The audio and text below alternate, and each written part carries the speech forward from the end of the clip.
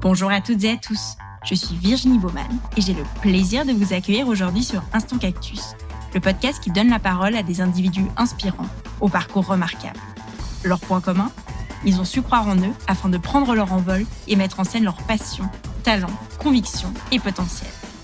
Au-delà d'une simple valorisation de ces vécus passionnants, Instant Cactus se veut aussi une exploration des réflexions et questionnements qui ont jalonné leur chemin. En espérant que leurs parcours et leurs mots vous insufflent l'envie de prendre votre envol, je vous souhaite une très belle écoute.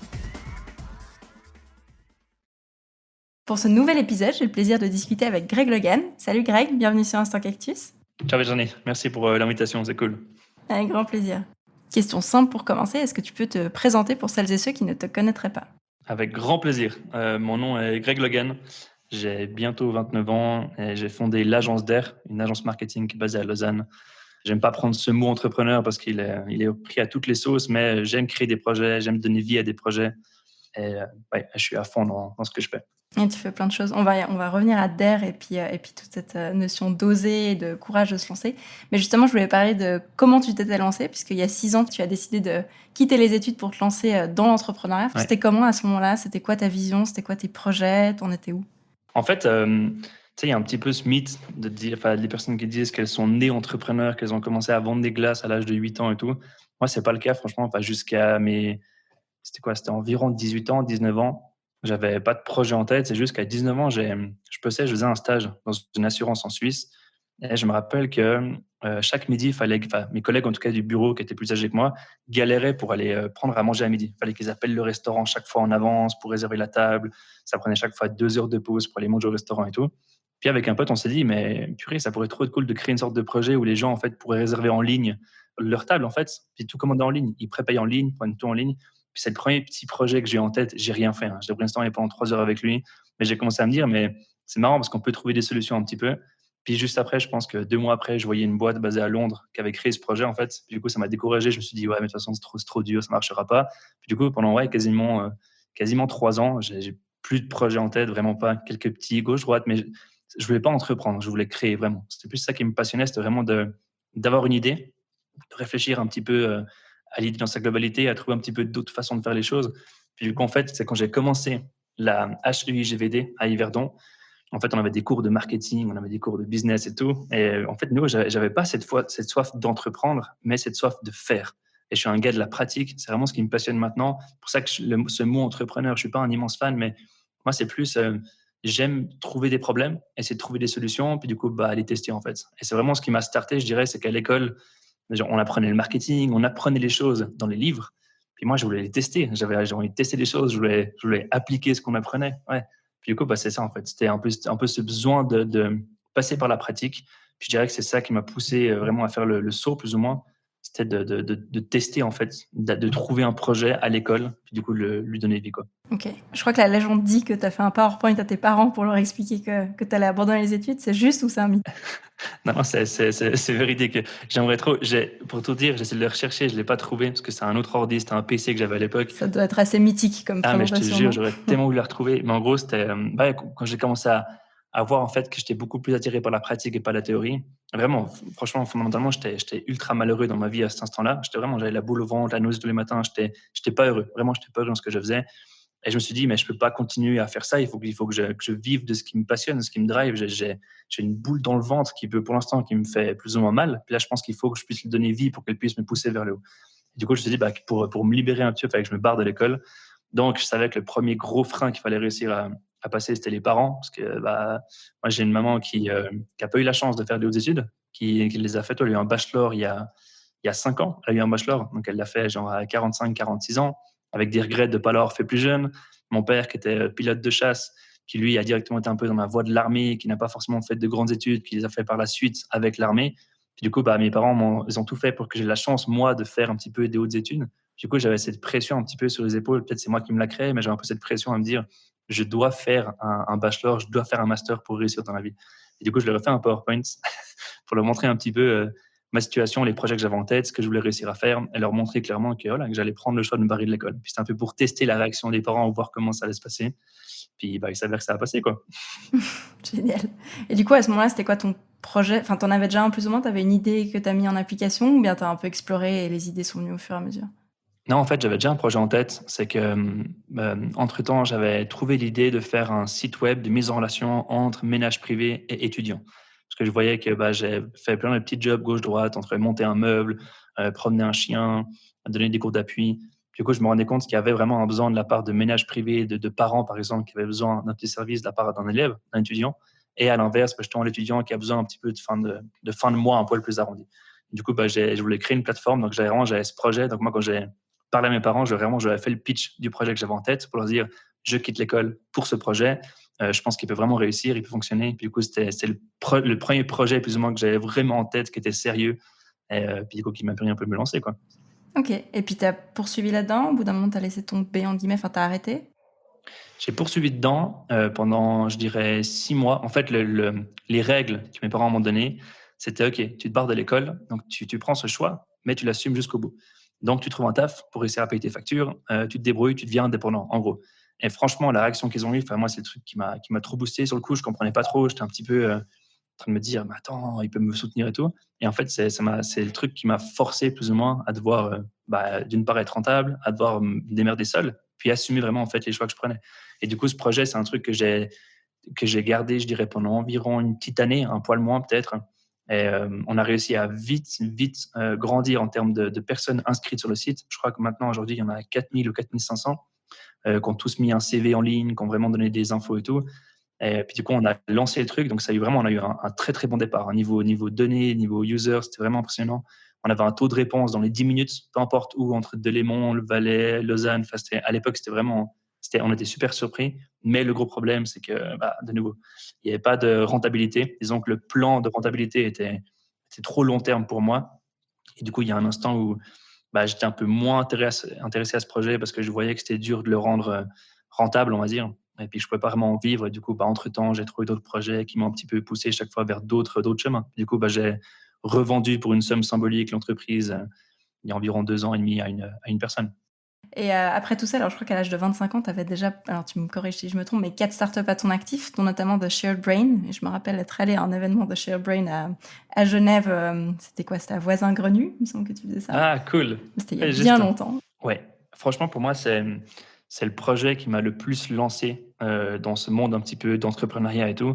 Donc, c'était un réseau pour entrepreneurs. En gros, c'est à un instant, je me suis dit que l'entrepreneur, il est vraiment seul dans ses problèmes.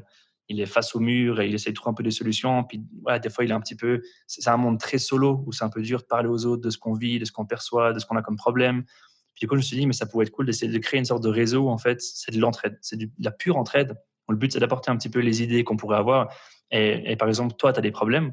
Moi, j'en ai aussi. Peut-être que tes problèmes, il n'y a pas longtemps, j'ai trouvé des solutions à ces problèmes-là. Pareil pour mon cas par rapport à toi. Et du coup, le but, c'était un petit peu que chacun puisse apporter ses idées, ses solutions, son expérience pour pouvoir en fait aider une personne qui venait avec une problématique. Donc, le concept, c'était 15-20 personnes, comme tu l'as vu à Genève, là, avec une ou deux boîtes qui venaient poser un problème ou entrepreneurs pour dire, voilà, j'ai pas assez de clients, comment est-ce que je pourrais en trouver plus? Puis du coup, tout l'ensemble du groupe qui était là devait en fait, pendant 45 minutes, donner un max d'idées à la personne pour qu'elle puisse trouver des solutions. Et ça a pris vraiment très, très vite beaucoup de grandeur, on va dire, d'ampleur dans la région suisse romande. Donc, Lausanne pour commencer, après c'était Genève, après c'était Yverdon, après c'était Fribourg. On a fait aussi, je crois, Neuchâtel. Et après, on est parti en mode international où on s'est lancé dans plusieurs villes d'Europe. Donc là, maintenant, à l'époque, on était présent dans, je crois, 20 ou 21 villes d'Europe. Et du coup, pour moi, c'est le truc qui m'a starté, on va dire, clairement, où j'ai pu agrandir mon réseau, voir un max de personnes, apprendre un max de choses. Et après, on a commencé à faire c'était toujours dans ce cadre d'entraide, mais on a commencé à apporter notre vision d'entrepreneur pour des entreprises. Donc, c'est une sorte de consulting qu'on apportait à des boîtes qui avaient besoin un petit peu d'avoir ce regard externe d'entrepreneurs qui venaient avec un regard peut-être plus frais, peut-être moins bridé dans le truc corporate. Du coup, c'était comme ça qu'on trouvait un petit peu notre façon de rémunérer la sauce. Et comment est-ce que tu t'es fait connaître en fait? Parce que à ce moment-là, j'imagine que t'avais, enfin, c'est pas que t'avais pas de légitimité parce que t'avais quand même un bagage entrepreneurial, si on peut dire ça comme ça, derrière toi, mais t'étais pas quelqu'un de connu. Comment est-ce que t'approchais les entreprises? En fait, tout le temps, l'avantage, c'est que j'avais commencé à créer du contenu sur LinkedIn. Je crois vraiment qu'au tout début de ShareBrain, c'est quand j'ai commencé un petit peu à créer du contenu. Puis du coup, ça a vite fonctionné sans que je le cherche forcément. Donc, c'était cool parce que du coup, ça apportait une visibilité. Mais pour moi, pour être transparent au début, c'était un peu déstabilisant parce que c'est pas du tout ce que je cherchais. Être de nature, enfin, si on me voyait il y a 5-6 ans en arrière, je suis vraiment pas le mec que je suis maintenant. À l'époque, j'étais plutôt assez timide, assez réservé. Puis d'un coup, en fait, de me voir où les gens partageaient, me reprenaient mes contenus, me répondaient, m'écrivaient, enfin, c'était un petit peu pour moi, c'était bizarre. Il fallait pouvoir gérer ça. Mais du coup, l'avantage, c'est que j'avais plus ou moins une petite tribune sur LinkedIn qui me permettait de crédibiliser un petit peu le parcours que j'avais.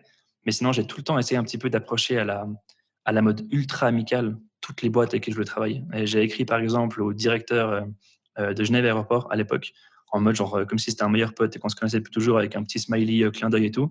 Puis en fait, on s'est marié plus tard, mais lui, ça l'a marqué. Il trouvait marrant qu'un gamin comme moi vienne lui écrire sur un ton assez amical.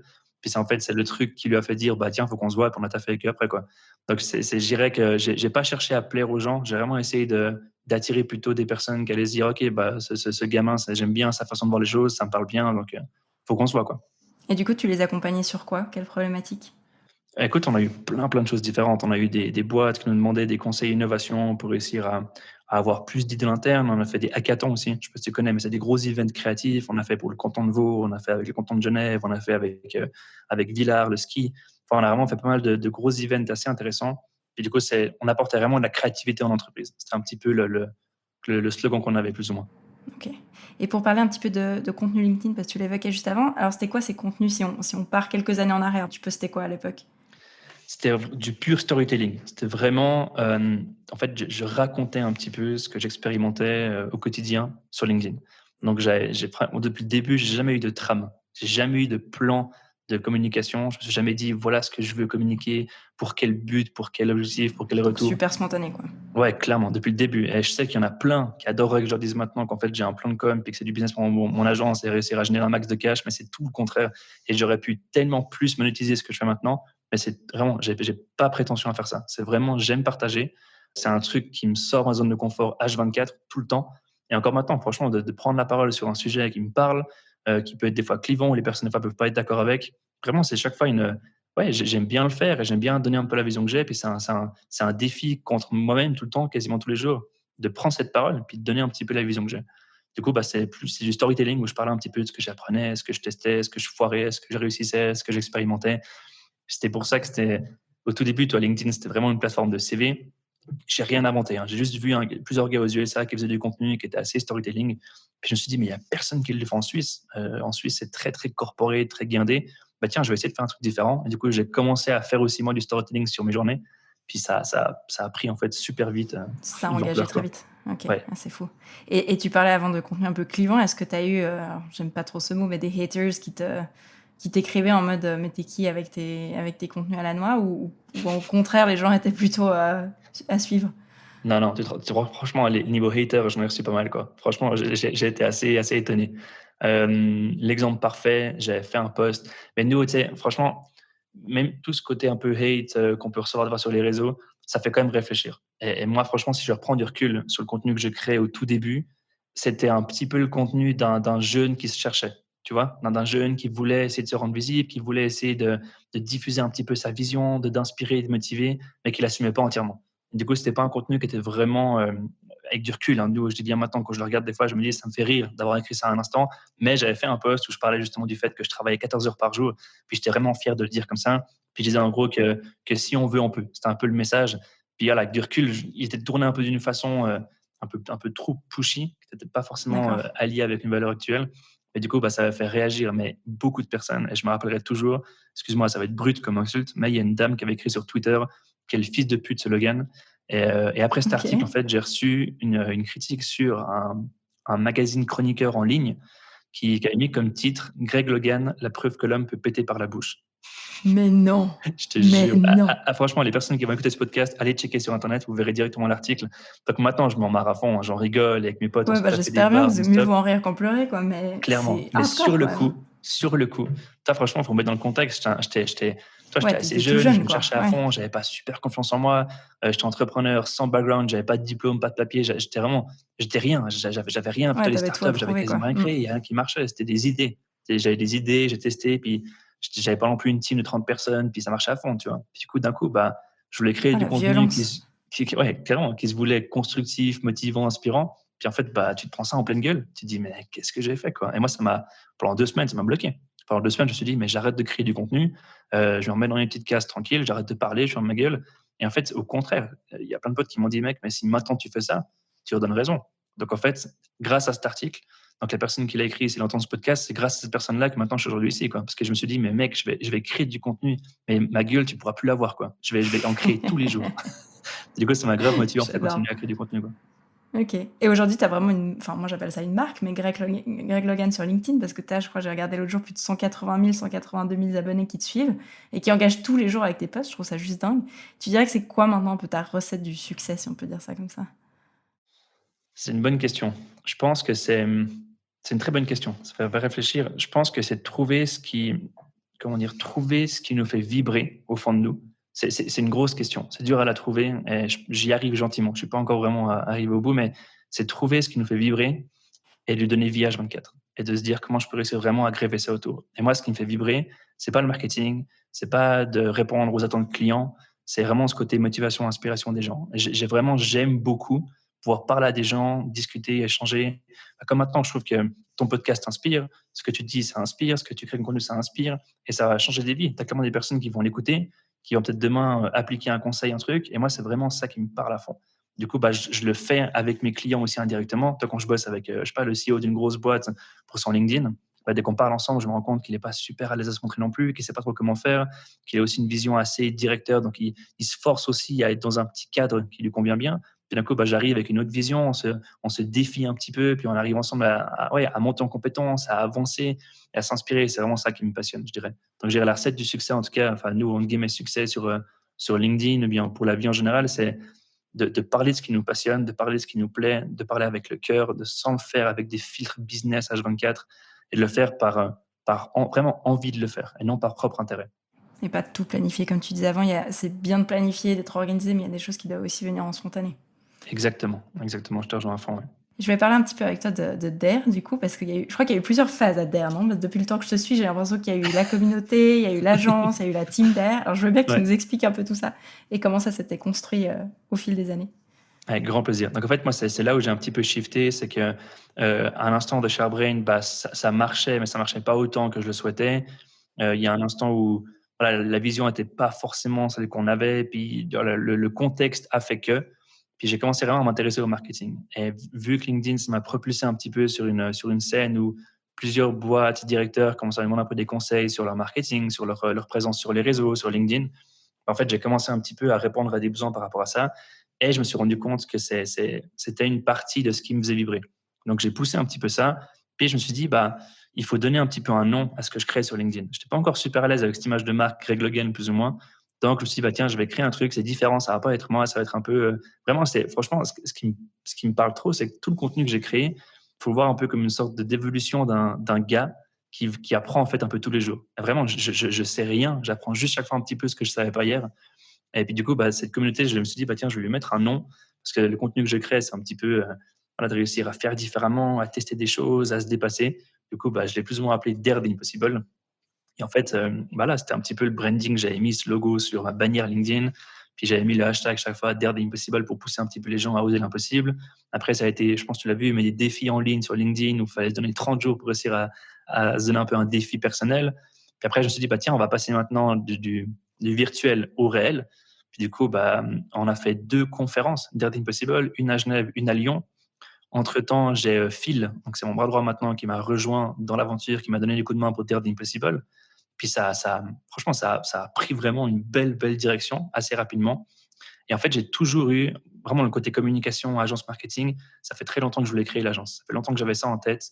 Même pendant The ShareBrain, je pensais un petit peu à créer une agence. Et du coup, le mot DARE, c'est un mot qui me parle à fond. Moi, je l'ai tatoué sur le bras. Il y en a un peu qui le savent, mais c'est un truc qui me drive vraiment. C'est une valeur clairement qui me pousse tout le temps à oser faire les choses différemment, à oser ce qui me fait peur. Puis du coup, là, je me suis dit, la suite logique, c'est même pas de vendre du concept marketing, c'est juste de vendre une vision, de vendre une façon de faire les choses, de vendre une vision et de le faire à travers des campagnes marketing. Puis le marketing, c'est plus ça. C'est pas de vendre un produit, c'est de parler d'une histoire, parler d'une vision, de valeur et de contexte, quoi. Puis, et du coup, c'est pour ça que DARE a pris vie. Puis maintenant, c'est mon quotidien depuis 2 ans. Ouais, 2 ans. Et quand tu as lancé, tu étais vraiment tout seul parce que tu parlais avant d'un bras droit, mais quand ça a débuté, tu étais vraiment solo? Disons qu'au tout début, enfin dès le début, j'avais déjà des mandats par le passé marketing, donc l'activité d'air, je la faisais déjà. Mais l'entreprise d'air, quand j'ai créé la SARL, j'avais Phil Mondroit qui était déjà avec moi, qui avait à l'époque, lui, un petit peu un business dans le monde du sport. Donc, il avait une salle de sport, du coaching sportif. Puis du coup, on a matché, c'était vraiment cool, une bonne entente. Puis du coup, spontanément, ça, il est venu avec moi. Puis du coup, on a commencé à essayer de créer un petit peu la vision ensemble, d'animer un peu le truc ensemble, puis d'avancer ensemble, quoi. Génial. Et aujourd'hui, si tu devais schématiser les services que vous proposez, c'est quoi? Je dirais, en une phrase, on fait de la conception de stratégie marketing créative et on y donne vie. Donc, l'exemple parfait, c'est une boîte qui vient ici, qui nous dit j'ai un produit, un service ou un event que je vais réussir à lancer ou à mettre en avant. Comment est-ce que je pourrais le faire? Donc, nous, on va dresser une stratégie marketing qui va du coup être créative et audacieuse pour garder un peu l'ADN d'air, voilà, faire un truc qui est différent. Et du coup, on lui propose la strat, puis si elle lui parle, on donne vie après à la stratégie. Donc, des campagnes, du visuel, de l'affichage, de la vidéo, de la photo. On donne vie vraiment après aux idées. Ok. Et je voulais te demander, parce que toute cette notion de oser, ça implique d'essayer et de voir ce que ça donne. Donc j'imagine que tu es un peu constamment dans une logique de test and learn. Donc on essaye, on voit ce que ça donne, on va de l'avant. Et soit c'est un succès, soit c'est un échec ou un moins bon succès en tout cas. C'est quoi ta perspective par rapport à ça? Tu es super à l'aise avec ça depuis le début où tu dis j'essaye, on verra bien ce que ça donne. Au pire, on apprend. Au mieux, ça fonctionne et c'est cool. Ou ça a été difficile au début de te mettre un peu dans cette dynamique-là? Franchement, je dirais la chose qui m'a vraiment aidé, c'est le sport. J'ai été un grand sportif par le passé, non pas en termes de médailles, mais en termes d'entraînement. J'avais beaucoup d'entraînement. Et du coup, le sport m'a beaucoup appris. Et vraiment, depuis tout petit, j'ai cette envie de créer. Et franchement, j'ai bouffé beaucoup de murs parce que je suis le genre de gars un peu têtu où dès que j'ai un truc en tête, je le fais parce que j'ai envie de le faire. Puis quitte à me foirer, en fait. Et vraiment, genre, c'est sans prétention, l'échec, j'ai pas peur de l'échec. Vraiment pas. Parce que pour moi, c'est comme ça que j'aime apprendre. C'est ce qui me plaît, c'est de prendre un choix, de l'assumer, un peu comme je l'ai fait quand j'ai pris le choix de me barrer de l'école. Puis du coup, après, une fois que tu prends ce choix, il faut aller jusqu'au bout, quoi. Puis ta seule solution, c'est pas de baisser les bras. C'est si maintenant ça marche pas, c'est comment je peux réussir à aller de l'avant, pourquoi ça n'a pas fonctionné. Et vraiment, c'est un défi, je dirais, ouais, continuel, de tout le temps essayer de voir tout ce qui se passe dans notre vie comme une sorte d'apprentissage, une sorte de livre ouvert un petit peu qu'on a devant nous. Puis il faut réussir à en tirer le max d'infos pour chaque fois réussir à avancer. Est-ce qu'il y a, alors je sais pas si tu veux le partager ici, mais est-ce qu'il y a un gros échec, j'aime vraiment pas trop ce mot, mais un gros apprentissage peut-être que tu auras eu sur ces dernières années? Je dirais le plus gros échec que j'ai eu, qui a été dur pour moi, c'était, je dirais même pas niveau projet, parce que franchement, c'est un peu triste de dire ça, mais je suis pas, j'aime vraiment entreprendre. Donc je suis pas attaché à un projet uniquement. Puis vraiment, je vois pas entrepreneuriat comme une sorte de destination. Pour moi, c'est un chemin, c'est un voyage. Donc maintenant, c'est d'air. Je me donne mais à 1000 pour ce truc. J'y crois, mais dur comme fer. Mais tu vois, on a encore maintenant le Covid, on sait pas de quoi sera fait demain, quoi. Donc j'accepte clairement que demain, ça peut planter, que ça peut foirer, et je vis avec, très bien. Mais je dirais le gros échec que j'ai eu, c'est que quand j'ai commencé d'air, j'avais un petit peu ce besoin de motiver les clients, leur donner confiance.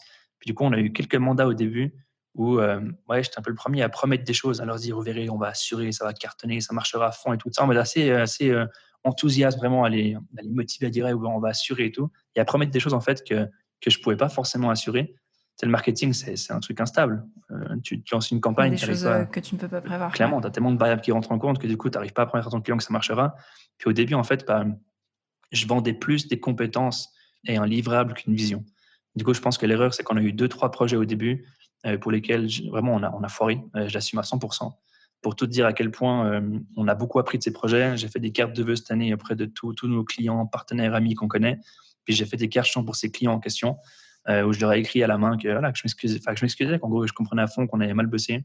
Qu'avec du recul, je me rends compte que c'est aussi grâce à eux qu'on a beaucoup appris. Donc, je suis très reconnaissant qu'on ait été un petit peu ouais, entre guillemets, qu'on ait, grâce à eux, appris en faisant mes erreurs avec eux. Puis que, voilà, je dirais que c'est le gros échec, c'est ça. C'est d'avoir promis des choses que j'ai pas réussi à tenir. Et du coup, pour moi, c'est vraiment un des guidelines, c'est de tout le temps délivrer des choses qu'on peut réussir à promettre, quoi, vraiment. Bon, ce qui est pas évident parce que c'est vrai comme en marketing, enfin, tu peux pas garantir un engagement, par exemple. Exactement. C'est hyper complexe. C'est Ouais. pour ça que maintenant, le meilleur moyen de le faire, moi, c'est dès le début, je désamorce. Et je dis aux clients, si vous nous engagez parce que vous êtes sûr que ça marchera, faut pas le faire. On part pas ensemble. Et vraiment, je leur dis, j'arrive pas à assurer ça. Et je le dis vraiment avec, où je pense qu'en l'entendant, on sent que c'est l'expérience qui parle. Puis je dis, voilà, je veux pas prendre un truc que j'arrive pas à assumer. Ce que je peux promettre, c'est qu'on va se donner à 300% dans ce projet.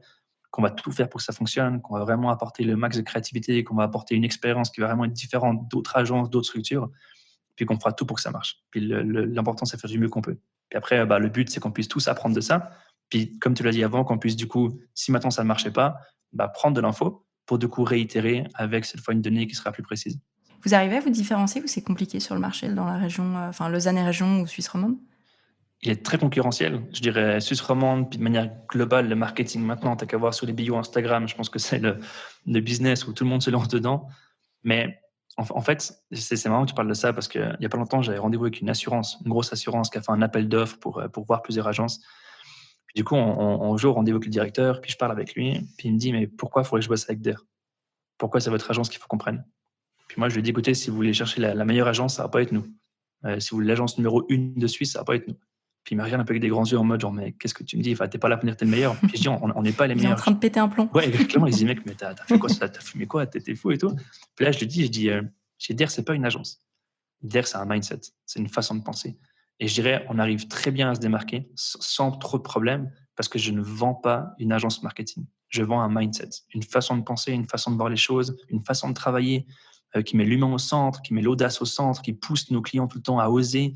On a fait des sauts élastiques avec nos clients, on a fait des sorties avec nos clients. Vraiment, je vois ça comme un échange humain, clairement. C'est pour ça que je dis que ce n'est pas des clients, c'est des partenaires. Donc, je dirais que l'avantage, ça prend du temps. Notre marketing prend du temps parce qu'on ne veut pas se différencier sur générer tant de millions grâce à nous, la meilleure agence de Suisse. Non, c'est une façon de penser, une façon de voir les choses. Donc, ça prend plus de temps, mais une fois que c'est instauré auprès du client, on sent que c'est sincère, que c'est authentique et du coup, on arrive bien à se démarquer. Et à créer des relations durables, j'imagine, qui se répètent aussi Exactement. en termes de travail. Et vraiment, je pense que, franchement, moi, je ne crois pas au business, vraiment pas. Je ne suis pas un commercial, je ne suis pas un vendeur. Franchement, je suis passionné par ce que je fais, je suis passionné par ma team, passionné par la vision qu'on a, passionné par ce qu'on veut réussir à créer. Puis du coup, c'est ça que j'essaie de transmettre à mes clients. Puis des fois, ça les inspire à se dire, putain, mais il est tellement animé par ce truc qu'ils font, en fait, que du coup, eux aussi veulent pouvoir être animés comme ça. Puis du coup, c'est là où il y a un matching et c'est sincère. Il n'y a rien de plus puissant, quoi, je trouve. C'est clair. J'imagine que tu es bien busy entre tout. Ça ressemble à quoi une semaine type, on va dire, dans la vie de Greg Logan? Le bordel. Non, honnêtement, je vais te dire de manière très transparente.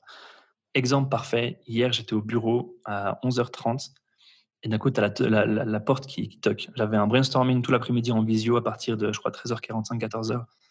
Un gars qui est devant qui me fait « Ciao, comment tu vas ?» Puis je dis « Ça va bien, toi ?» Il me fait « Ouais ». Puis je dis « Qu'est-ce que tu fais ici? On a eu rendez-vous ?» « Ouais, c'est moi, on a eu rendez-vous, c'est Karim. » Puis je fais « Merde ». Et genre, j'avais oublié qu'on ait rendez-vous ensemble. Et en fait, je lui ai dit qu'on pouvait passer l'après-midi ensemble parce que c'était un mec qui avait postulé à l'époque pour un job et tout.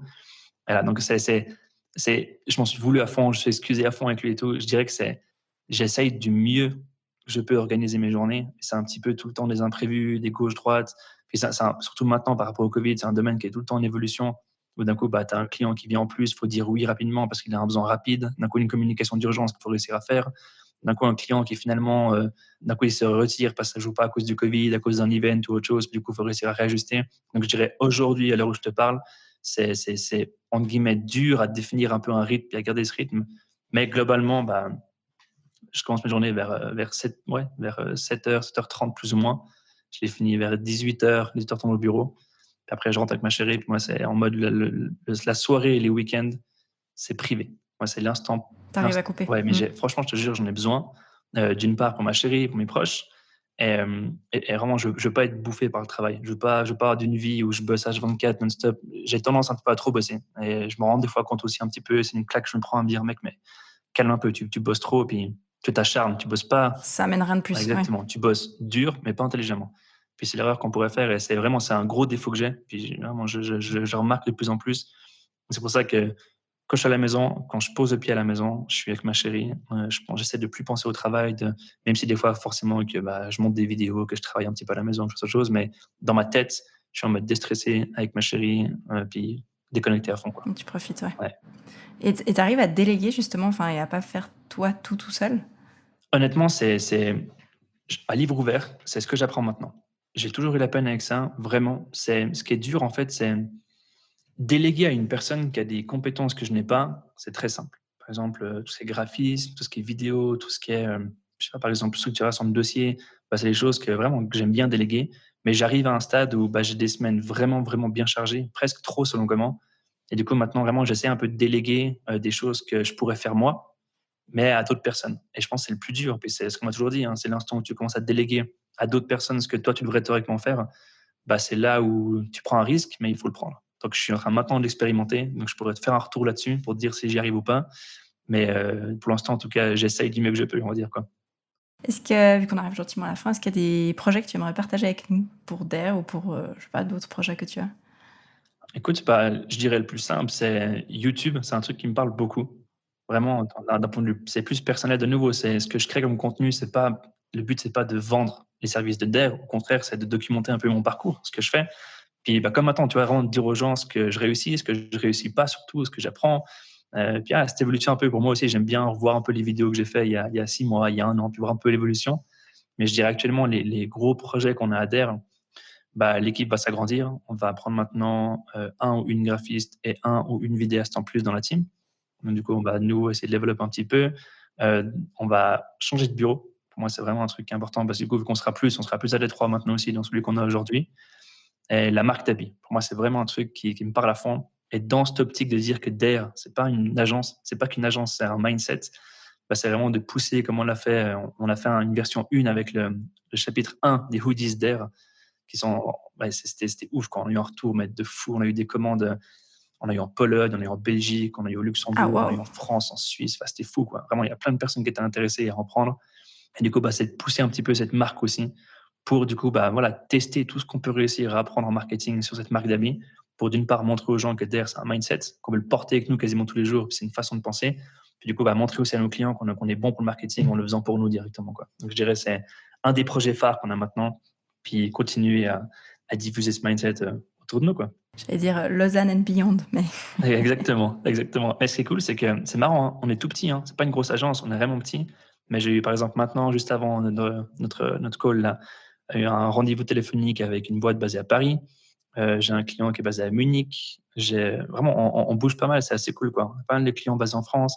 Donc, on est tout petit, mais on a vraiment, on a la chance d'avoir des clients super intéressants. Et c'est ce qui est juste magique, je trouve. C'est pas besoin d'avoir une grosse agence pour bosser avec des beaux projets. Je pense qu'il faut juste, c'est qu'une question d'humain, vraiment. Le mot de la fin, si tu avais pu te donner un conseil il y a quelques années en arrière, ce serait quoi? Arrête de plaire à tout le monde. Trouve juste les personnes à qui tu veux plaire. Puis je pense que la première personne à qui il faut plaire, c'est nous, notre propre personne. Je pense que j'ai trop cherché, et encore maintenant, je suis encore en train d'apprendre de ça. Mais surtout, je dirais par rapport à LinkedIn, toi, quand tu commences à créer du contenu, tu as envie de plaire à tout le monde. Et c'est pour ça qu'au début aussi, je peux comprendre que mes contenus étaient un poil, qui pouvaient être dérangés parce qu'il n'y avait pas de prise de position. C'était un petit peu non assumé parce que j'avais peur de mettre des gens à dos. Pareil pour le business, j'avais peur des fois d'un coup, s'il y a un gros patron de boîte qui m'approche et qu'il faut travailler, puis qui me fout la pression, puis l'impression qu'il fallait tout que je fasse pour lui plaire, pour qu'il dise ce gars, ce jeune, il est cool, c'est bien ce qu'il fait et tout. Et maintenant, c'est pas que je m'en fous, mais je préfère déranger clairement pour pouvoir repousser les personnes qui me correspondent pas et attirer les personnes qui vont me correspondre. Donc, je pense qu'il faut d'abord se plaire vraiment à nous-mêmes, puis assumer à fond ça. Et du coup, plus on montre ça, en fait, plus on attire les personnes qui vont nous correspondre. À méditer, carrément. Merci beaucoup, Greg. Avec grand plaisir. Merci à toi, vraiment. Super sympa. On arrive ainsi à la fin de cet épisode. J'espère qu'il vous a plu. Vous pouvez retrouver le podcast et les références de cet épisode sur le site instantcactus.com ainsi que sur les réseaux sociaux. Un grand merci à toutes et à tous pour votre écoute et je vous donne rendez-vous pour le prochain épisode.